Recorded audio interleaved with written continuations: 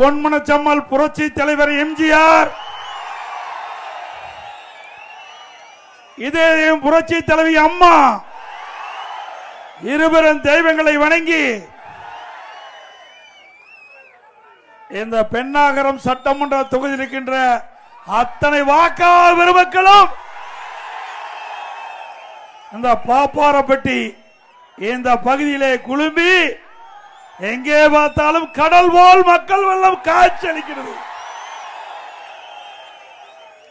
அடுத்த ஆண்டு நடைபெற்ற சட்டமன்ற பொது தேர்தலில் அனைத்து இந்திய அண்ணா திராவிட முன்னேற்ற கழக தலைமையிலே அமைக்கப்படுகின்ற கூட்டணி வேட்பாளர் வெற்றி பெற்று விட்டார். இந்த நிகழ்ச்சியின் வாயிலாக திரு ஸ்டாலின் அவர்களே, இங்கே பெண்ணாகரம் சட்டமன்ற தொகுதி பாப்பாரப்பட்டியில பார்த்துக்கிட்டு இருப்பீங்க. மக்களுடைய வெள்ளம் ஆரவாரம் பார்த்து கொண்டிருப்பீர்கள்.